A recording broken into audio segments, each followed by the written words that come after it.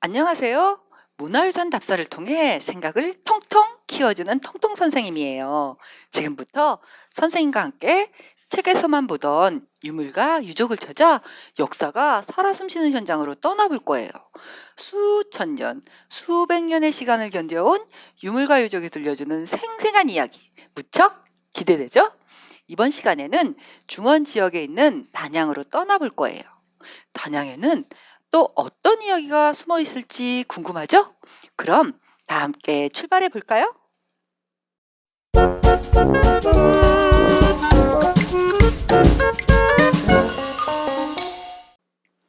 중원을 나타낸 지도를 보면 단양군의 서쪽에는 충주가, 산을 넘어 동쪽으로 가면 강원도가 있죠?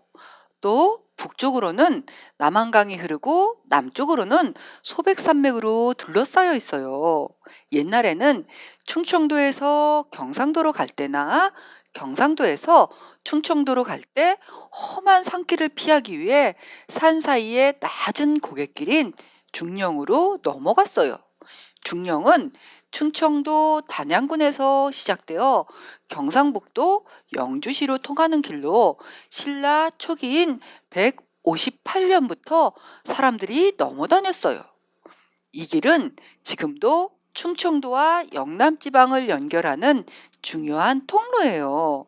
철도가 놓여 터널이 뚫리고 국도가 지나면서 더 빠르고 편리하게 영남 지방으로 가는 관문이 되어주고 있어요. 무려 2000년 가까이 사람들이 버리지 않고 이용하는 길이라니 대단하죠? 그래서 중령이 있는 중원은 삼국이 더 넓은 땅을 차지하기 위해 줄다리기를 하던 길목이었으며 중령을 가기 위해서 꼭 거쳐야 하는 단양도 무척 중요한 곳이었어요. 그러면 이제부터 단양에 세워진 단양 적성비와 적성산성을 보러 갈까요? 단양 적성비를 보니 높은 산 위에 있죠? 중원 지역을 차지하려는 싸움에서 마지막 승자가 된 신라는 고구려에게서 빼앗은 이곳에 적성비를 세웠어요. 적성은 밝게 빛난다는 뜻으로 신라 시대에는 이곳을 적성현이라고 불렀기 때문에 여기 세워진 비석을 적성비라고 이름 붙였어요. 적성현이 조선시대에 들어와 단양이라는 이름으로 바뀌면서 비석의 이름도 단양 적성비로 바뀐 거예요. 진흥왕 때 신라는 사방으로 땅을 넓히며 여러 곳에 순수비를 세웠어요. 서울 북한산에도 신라가 세운 순수비가 있고 경상남도 창녕에도 신라가 세운 순수비가 있죠. 진흥왕 때 영토를 표시하려고 세운 순수비는 북한에 있는 것까지 모두 합해 5개가 발견되었어요. 이 중에서도 북한산에 있는 진흥왕 순수비는 가장 유명한 비석이에요.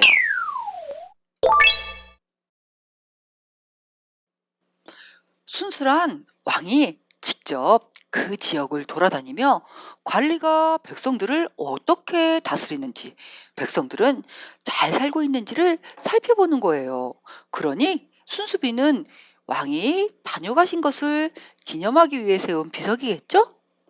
북한산에 순수비가 있다는 건 신라의 수도인 경주에서 서울까지 진흥왕이 직접 다녀갔다는 뜻이에요. 지도를 보면 경주는 부산과 가까이 있는데 옛날에는 부산에서 서울까지 사람이 걸어가는데 보름이 넘는 긴 시간이 걸렸어요. 게다가 보통 사람도 아니고 임금님이 다녀가려면 임금님의 명령을 따를 신하, 임금님을 지킬 병사 등 엄청난 수의 사람들이 긴 시간과 많은 수고를 들여 준비를 했을 거예요. 그러니 임금님이 다녀갔다는 건 비석을 세울 만큼 아주 특별한 일이겠죠?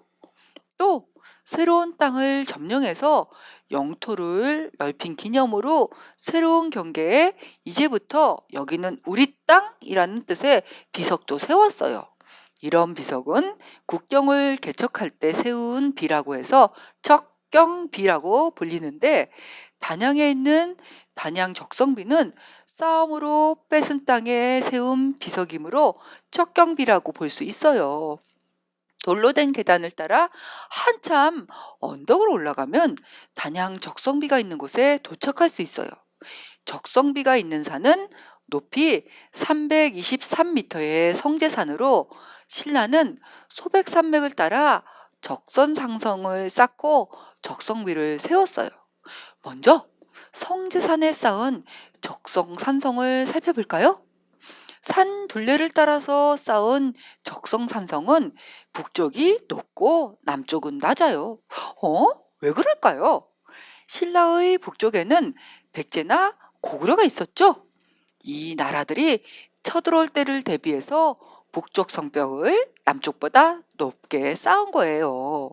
지금은 산성이 무너지고 일부분만 남아있지만, 남아있는 성벽만 보아도 정말 튼튼하게 쌓았다는 게 느껴지나요?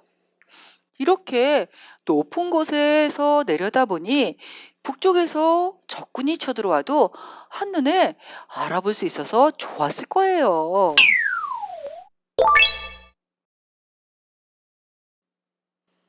군사들이 안에서 적과 맞서 싸우기에는 성이 조금 좁죠? 그래서 북쪽으로 신라가 영토를 넓힌 후 다시 땅을 뺏으려고 쳐들어오는 적들을 감시하기 위해 쌓은 성일 거라고 추측해요. 멀리서 적이 보이면 성에서 감시하던 사람이 남쪽에 있는 신라 군대에게 알려주는 역할을 했기 때문에 성이 넓지 않아도 되었던 것이죠. 그러면 이제 단양 적성비를 보러 갈까요? 지붕을 세우고 내면을 창살로 둘러친 보호각 안에 적성비가 서 있네요.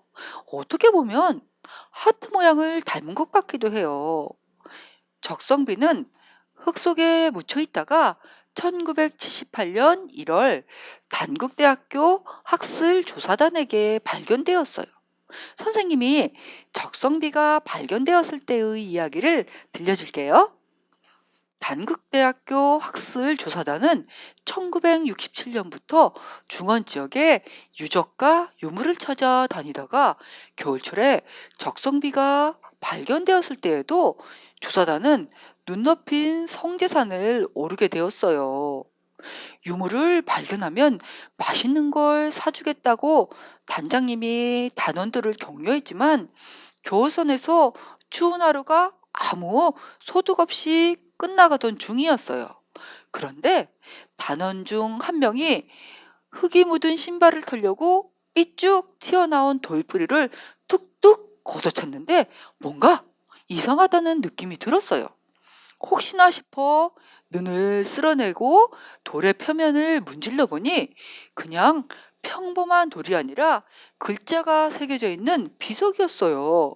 설레는 마음에 당장이라도 땅을 파고 비석을 꺼내고 싶었지만 이미 날은 어두워지고 있었어요.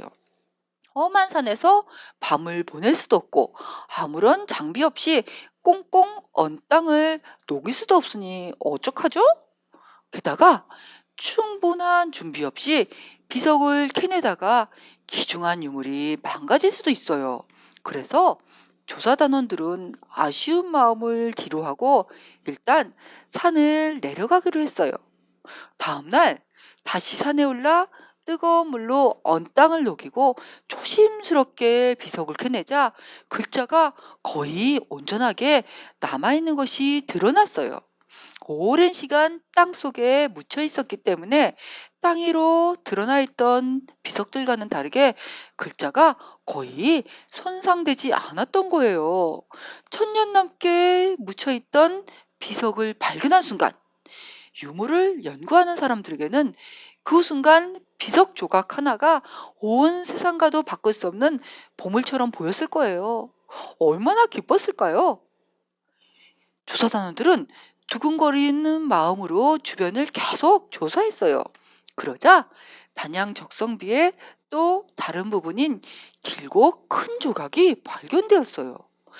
단양 적성비의 뒷면을 보면 긴 조각이 깨져 있는 것을 맞물려 붙여놓은 것이 보이죠? 하지만 아쉽게도 이 조각 두 개가 단양 적성비의 전체는 아니었어요. 나머지 비문이 새겨져 있을 다른 부분은 아직 발견되지 않았다고 해요.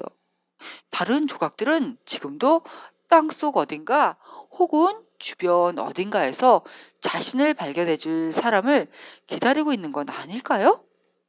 놀라운 사실은 단국대 학술 조사단이 발견한 건 단양 적성비만이 아니라는 거예요. 바로 다음 해인 1979년에는 예성 동호회의 도움으로 중원 고구려비를 발견했고, 그 다음 해에는 고구려와 싸운 성을 발견했어요. 그 외에도 단국대 학술 조사단이 발견한 국보, 보물꼭, 유적과 유물은 열 손가락이 넘을 만큼 많대요. 1967년부터 포기하지 않고 10년을 넘게 이어진 긴 노력이 우리나라 삼국시대의 귀중한 자료들을 여럿 발굴해낸 거예요. 이 분들의 집념이 대단하죠? 그러면 이제 비석에 뭐라고 쓰여 있는지 살펴볼까요? 단양 적성비의 비문은 세 문단으로 나눌 수 있어요. 첫 번째 문단은 진흥왕이 이사부와 무력 등 여러 신하에게 명령을 내린다는 내용이에요.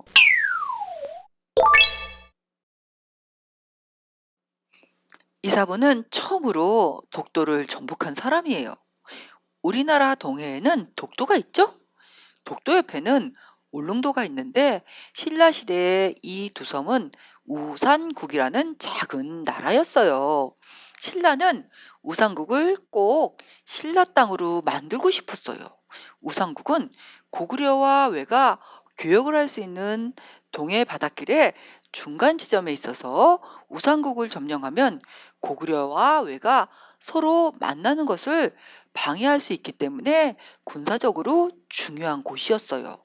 또 먹을 것이 부족한 우상국 사람들이 신라에 와서 백성들을 괴롭히고 먹을 것을 빼앗아 갔기 때문에 백성들을 안심시키기 위해서도 우상국을 정복해야 했어요.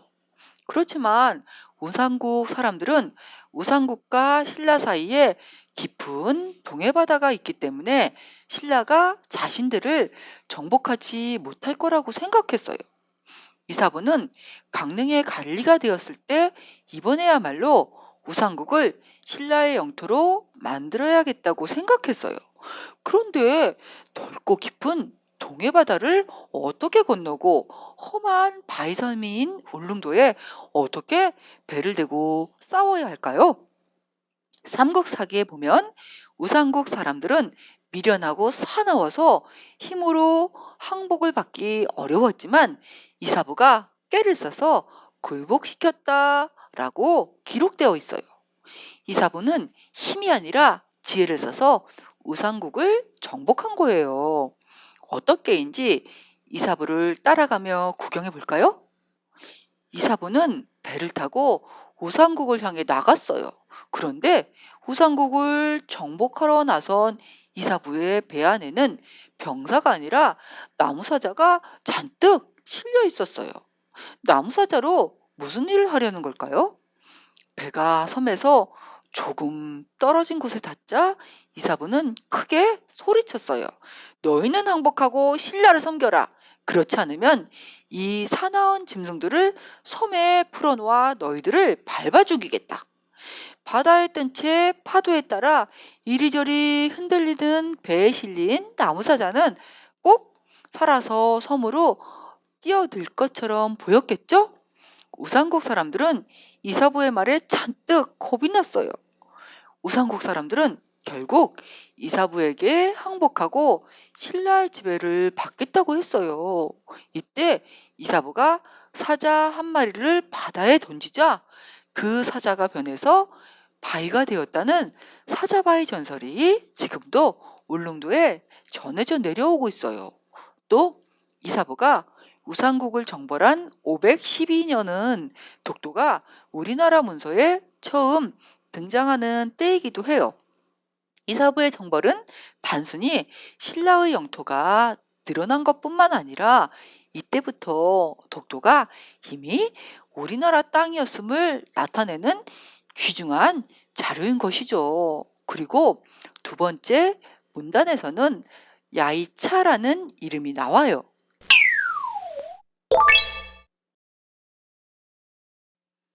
비석을 보면 야이차는 진흥왕이 적성지방을 되찾는데 도움을 준 사람이라고 적혀 있어요. 야이차는 신라인이 아니라 원래부터 중원에 살고 있던 사람이었어요. 신라가 단양을 정벌하기 전까지는 단양은 고구려의 땅이었을 테니 야이차도 고구려 사람이었을 텐데 비문을 보니 야이차는 앞장서서 신라를 도운 공으로 상을 받고 있어요. 다음 부분을 읽어보니 신라가 적성지방을 찾는데 도움을 준 야이차는 전쟁에서 죽었지만 야이차 대신 야이차의 부인, 가족들에게 상을 내린다는 내용이 있네요. 또 두 번째 문단의 마지막에는 이와 같이 신라를 돕는 사람에게는 노인이든 어린애든 가리지 않고 상을 내리겠다라는 내용이 있어요. 세 번째 문단은 이런 이야기를 적성비가 세워진 곳에서 전달하고 왕의 명을 따른 사람과 비를 세운 사람들의 이름을 늘어놓고 있어요. 그렇다면 진흥왕은 왜 이 비석에 야이차의 이름을 넣어 새겼을까요? 이 비석에는 야이차와 같이 신라에 적극적으로 협조하는 사람을 늘리려는 진흥왕의 마음이 들어 있어요. 중원 지역은 한때는 백제 땅이었고 또 얼마 전까지는 고구려 땅이었으니 진흥왕의 입장에서는 중원 사람들의 마음을 사로잡는 것도 큰 과제였을 거예요. 그래서 앞으로도 야이차처럼 신라에 협조한다면 상을 줄 거라고 비문을 통해 다른 나라 사람들에게도 은근히 권하는 셈이죠. 아마도 야이차 같은 사람들의 도움이 계속 이어져 갔기 때문에 신라는 삼국 통일이라는 큰 과제를 이룰 수 있었겠죠? 첫 번째 문단에 등장하는 이사부는 신라 내무랑의 사대손이고 무력은 금강가야의 왕족 출신인데 나중에 통일신라를 만드는데 큰 역할을 한 김유신의 할아버지예요. 다시 말해 이 비석에는 신라 왕의 후손, 금강가야 왕의 후손, 중원 토박이의 이름이 나란히 새겨져 있는 거예요. 이것을 보니 신라의 영토를 넓히는데 공을 세운 사람은 신라 사람뿐만이 아니라는 것을 알 수 있네요. 금강가야 사람, 고구려 사람도 공을 세워서 상을 받고 비석에 이름이 남아 천년 후에 우리에게까지 전해오고 있다니 신기하지 않나요? 이 비석은 삼국통일이 신라 사람들만의 힘으로만 된 게 아니라 뜻있는 다른 나라 사람들의 도움을 받아 이루어졌다는 사실을 보여주는 귀중한 유물이기도 해요. 비석이 우리에게 힘을 합치면 무엇이든 할 수 있다는 것을 말해주는 것 같네요. 비록 신라는 다른 나라보다 늦게 발달했지만 그 덕분에 이익을 본 점도 있었어요. 앞에 다른 나라들이 여러 가지 시도를 하면서 실패했던 점과 성공했던 점을 지켜보며 신라에게 가장 적절한 방식으로 발전할 수 있었던 거예요. 우리 친구들도 남보다 출발이나 발전이 늦더라도 실망하지 않고 신라처럼 꾸준히 앞으로 나가면 좋은 결과를 얻을 수 있을 거예요.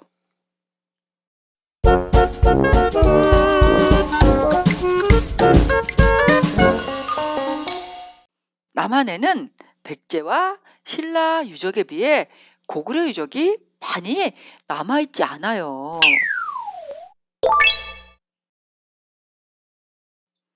고구려의 첫 수도는 졸본이었고 두 번째 수도는 국내성이었어요. 그리고 마지막 수도는 평양성이었어요. 이 셋 중 졸본과 국내성은 지금의 중국 지역으로 추측되고 평양성도 북한에 있어요. 지금 대한민국을 대표하는 것들이 수도인 서울에 많은 것과 마찬가지로 고구려의 유적도 옛 고구려의 수도 근처에 많아요. 그러니 우리는 고구려의 문화유산은 직접 눈으로 보고 느끼기가 쉽지 않죠. 참 안타까운 일이에요. 그렇기 때문에 중원 지역에 있는 고구려 유적들은 우리가 직접 살펴볼 수 있는 고구려의 유적이라는 점에서 더 소중하게 느껴지기도 해요. 이제 우리는 고구려 이야기를 찾아보러 단양과 강원도 영월 사이에 있는 온달산성으로 떠날 거예요. 온달산성은 남한 강변에 솟아오른 성산 위에 있어요. 예전에는 온달산성만 있는 쓸쓸한 곳이었지만 지금은 산 아래에 온달 전신가이 만들어져서 고구려의 문화와 온달 이야기, 단양 주변의 유적에 대해서 더 잘 알 수 있는 기회이자 많은 사람들이 찾아오는 관광지예요. 게다가 드라마 촬영장도 만들어져서 고구려를 소재로 만들어진 드라마까지도 엿볼 수 있는 재미있는 체험지가 되었어요. 그러면 이제 온달산성으로 올라가 볼까요? 온달산성까지 가려면 적성산성이 있는 성제산보다 더 높이 험한 계단을 한참 올라가야 해요. 올라가는 길은 힘들지만 산 위에 도착해 온달산성으로 들어가면 남한강이 한눈에 내려다 보이는 멋진 광경을 볼 수 있어요. 딱 트인 경치가 마음을 시원하게 해줄 뿐만 아니라 남한강을 따라 이동하는 적군도 한눈에 살펴볼 수 있는 이점까지 가지고 있는 성이죠. 온달산성은 산 꼭대기를 따라 빙 둘러싸은 태매식 산성으로 적선산성과 마찬가지로 백성들이 안에 들어와 사는 큰 성이 아니라 군사들이 사방을 둘러보며 적을 감시하는 작은 성이에요. 그런데 사람들이 안에 들어와 사는 큰 성이 아니라도 안을 지키는 군사들이 마실 물과 먹을 식량은 있어야겠죠? 성 안에서 먹을 것과 마실 것은 어떻게 해결했을까요? 물이 있어야 밥도 지을 수 있을 텐데 성 안에는 우물이 있었을까요? 우물이 있었다면 우물에서 물을 길어서 쓸 수 있었겠지만 우물이 없었다면 군사들이 먹을 물을 산 아래에서 가지고 올라와야 했을 텐데 그건 아주 힘든 일이었을 거예요. 그런데 다행히도 온달산성 안에는 우물이 있었던 것 같아요. 지금은 우물이 메어져 있어서 얼마나 많은 물이 나왔는지는 확인할 수 없지만 성의 가장 낮은 쪽에 물을 성벽 밖으로 나가게 하는 수구가 있는 것으로 볼 때 성 안에서도 수구 버릴 만큼의 충분한 물을 얻을 수 있었다는 걸 알 수 있어요.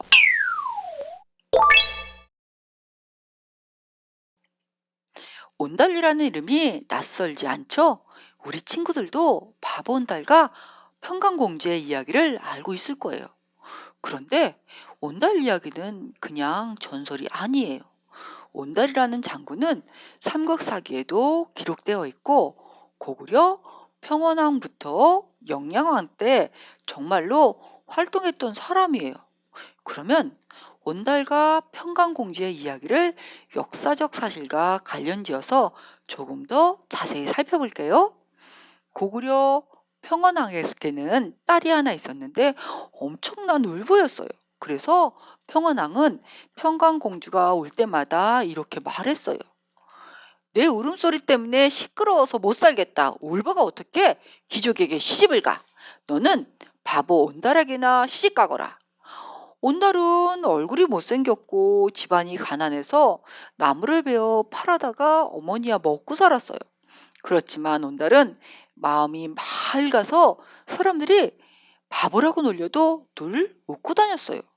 부자인데 울보인 공주와 가난하지만 잘 웃는 온달이라니 어쩐지 잘 어울리는 한 쌍이지 않나요? 시간이 흘러 공주가 16살이 되자 왕은 공주를 높은 벼슬에 있는 고씨에게 시집 보내려고 했어요.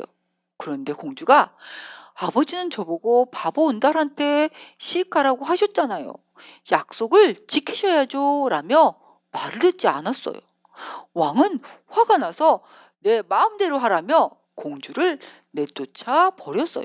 그러자 공주는 양팔에 금팔찌를 주렁주렁 걸고 궁궐을 나가서 온달을 찾아갔어요. 평강공주가 온달의 집에 갔더니 온달은 나무를 하러 산에 갔고 앞을 못 보는 어머니만 있었어요. 예? 평강공주가 절을 하자 어머니는 내가 앞을 보지 못하지만 아가씨의 몸에서는 좋은 향이 나고 손을 잡아보니 솜처럼 부드러워 거친 일을 한 손이 아닙니다. 우리 집은 가난하여 당신 같은 높은 아가씨가 살 곳이 아닙니다. 라고 했어요. 하지만 공주는 어머니와 온달을 설득해 결국 온달과 결혼하여 살게 되었어요. 온달과 결혼한 공주는 궁에서 가지고 나온 금팔찌를 팔아 살림을 마련했어요. 그러자 온달은 나무를 하러 다니던 시간에 공부를 할 수 있게 되었어요. 공주는 온달에게 글을 가르쳤고 말을 사서 온달에게 말 타고 사냥하는 법도 가르쳤어요. 삼국사기에 보면 공주가 말을 사러 가는 온달에게 궁에서 내다 파는 빗정 마른 말을 사오세요 라고 당부하는 부분이 나와요.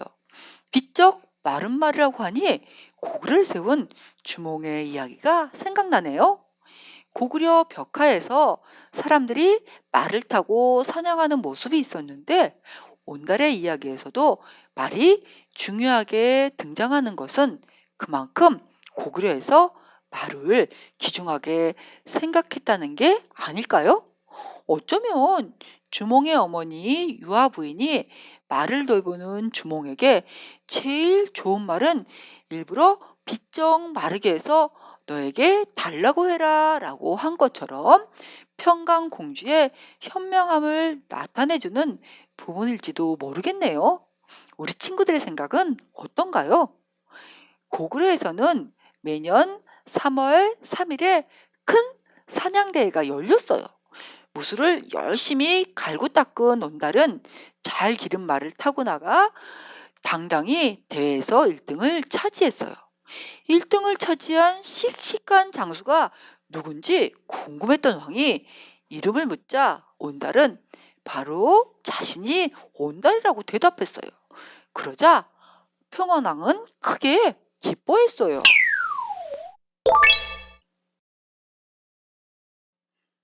평원왕은 귀족이 아닌 새로운 사람들 중에 자기 편이 되어줄 사람을 찾고 있었어요.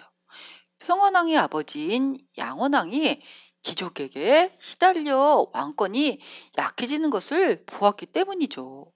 도대체 양원왕에게는 무슨 일이 있었던 걸까요? 궁금하네요. 선생님과 함께 양원왕을 만나러 가볼게요. 양원왕의 아버지, 즉 평원왕의 할아버지에게는 두 왕비가 있었어요. 두 왕비는 서로 자신이 낳은 아들이 다음 왕이 되게 하려고 귀족들과 편을 맺어서 싸움을 했어요. 이 싸움에서 양원왕의 어머니가 이겨서 양원왕은 왕위에 오를 수 있었어요.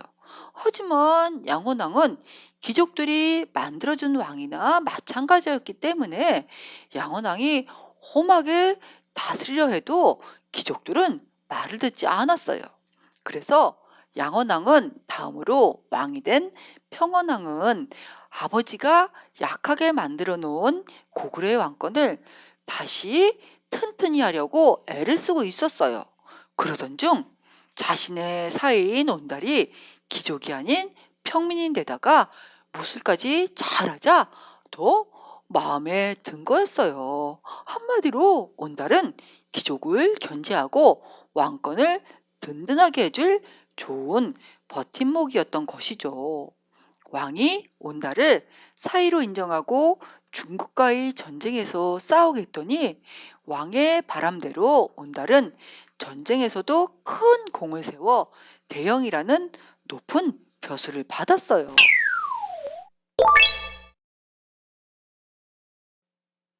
고구려는 신분제 사회였지만 평민이라도 능력이 뛰어나다면 관리가 될 수 있었어요. 위서 고려전을 보면 시골의 아이들도 경당이라는 곳에 모여 글을 쓰고 활쏘기를 했다는 부분이 나와요. 경당이라는 곳은 각 지방마다 세운 학교 같은 곳이에요. 평민의 아이들도 글 읽기와 활쏘기를 열심히 했다는 것은 글이나 무술을 통해 출세할 수 있는 가능성이 열려 있었다는 것이죠. 이 부분은 온달이 비록 평민이었지만 어떻게 왕 앞에서 치르는 사냥 대회에 나가 자기 무술 실력을 보일 수 있었는지 알려주는 부분이기도 해요. 다시 양원한 때로 돌아가 볼까요? 양원왕 때는 귀족들의 다툼 때문에 왕권이 약했을 뿐만 아니라 신라와 백제 연합군에게 한강 유역을 빼앗기기까지 했어요. 양원왕의 뒤를 평원왕은 왕권을 강하게 하고 나라를 다시 넓히기 위해 노력했죠. 그런데 평원왕이 죽기 몇 년 전 중국에는 수나라라는 거대한 제국이 세워져 고구려를 넘보기 시작했어요. 고구려에서는 평원왕이 죽고 영양왕이 왕위에 올랐을 때예요. 수나라는 고구려를 한 입에 집어삼킬 수 있을 거라고 생각해서 많은 군사를 이끌고 쳐들어왔지만 고구려를 만만하게 본 수나라는 영양왕에게 크게 패하고 말았어요. 영양왕은 수나라에게 이긴 기세를 몰아 다시 한번 한강 유역을 차지할 계획을 세우기 시작했어요. 그때 온달이 중원 지방을 되찾겠다고 왕에게 말하고 전쟁에 나갔어요. 전쟁에 나가기 전 온달은 계림령과 중령 서쪽의 땅을 되찾지 않으면 돌아오지 않겠다라고 평강공주에게 말했어요. 하지만 안타깝게도 고구려는 다시 중원 지방의 주인이 될 수 없었고 온달은 아단성 밑에서 죽고 말았어요. 중령 땅을 찾기 전에는 돌아오지 않겠다던 말이 죽어서도 온달의 마음에 남았는지 온달의 장례를 치르려 하는데 간이 땅에서 떨어지지 않았다고 해요. 그러자 소식을 들은 평강공주가 달려와 살고 죽은 것은 이미 결정되었으니 돌아갑시다 라고 한 후에야 간을 움직여 장사를 지낼 수 있었다는 이야기가 전해져 오고 있어요. 그 후 아단성은 온달의 이름을 따서 온달산성이라고 불리게 되었어요. 온달산성 주변에는 작은 마을들이 있는데 신기하게도 이 마을들의 이름은 장군목, 피마루, 피바이골처럼 피나 전쟁과 관련된 이름들이 많아요. 아마도 옛날부터 많은 싸움이 일어난 곳이기 때문일 거예요. 그런데 이 성이 온달이 지키던 성인지 온달이 차지하려던 성인지는 정확하게 밝혀지지 않았어요. 왜냐하면 성의 모양을 살펴보니 온달이 살던 나라인 고구려식이 아니라 신라식으로 지어졌기 때문이에요. 그래서 신라가 중안지방을 차지했을 때 북쪽에서 내려오는 고구려군을 막으려고 쌓았을 것이라는 이야기도 있어요. 이 성은 온달이 지키려던 성일까요? 아니면 빼앗으려던 성일까요? 여러분은 어떤 생각이 드나요? 이번 시간에는 단양에서 신라 이야기와 고구려 이야기가 얽힌 유적을 하나씩 둘러보았어요. 지금은 고요하기만 한 단양이 옛날에는 삼국의 운명을 놓고 다툰 전쟁터였다는 걸 알고 나니 어떤가요? 다음 시간에는 또 다른 곳으로 신나는 여행을 떠나볼 거예요. 또 어떤 유적과 유물이 우리를 기다리고 있을까요? 설레는 마음을 안고 다음 시간에 만나요.